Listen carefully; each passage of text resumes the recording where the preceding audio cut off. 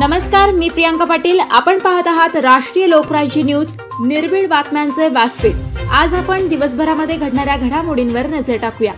साईबाबांच्या नगरीमध्ये साई पारायण सेवा आणि श्रद्धेचा संगम। डॉक्टर सुजय विखे पाटील।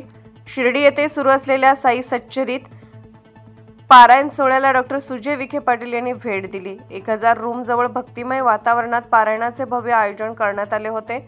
या पवित्र सोहळ्यात त्यांनी साई महाराजांचे प्रवचन करणाऱ्या पूज्य महाराजांचे मनोभावे दर्शन घेतले।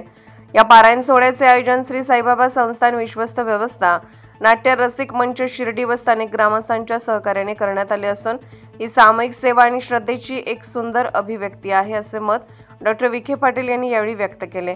डॉक्टर विखे पाटील यांनी भाविक भक्तांसमवेत भारतीय बैठक लावून प्रसाद ग्रहण करताना या क्षणाला सेवा आणि श्रद्धेचा संगम असे सांगितले। यावेळी विखे पाटील परिवाराच्या वतीने पारायण सोहळ्यासाठी 1 लाख रुपयांची देणगी आयोजक समितीकडे सुपूर्द करण्यात आली। यावेळी डॉक्टर विखे पाटील यांनी ऑक्टोबर महिन्यात शिर्डीत होणाऱ्या प्रदीप मिश्रा महाराज यांच्या आगामी कार्यक्रमाची रूपरेषा लवकरच जाहीर होईल अशी माहिती देखील दिली।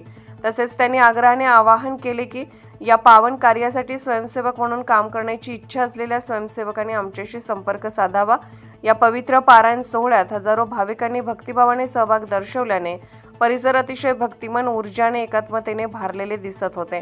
श्री साईबाबांच्या चरणी मन मोकळं करणाऱ्या या सोहळ्याने प्रत्येकाच्या हृदयात अनमोल स्मृती आणि नवचैतन्य पसरवले।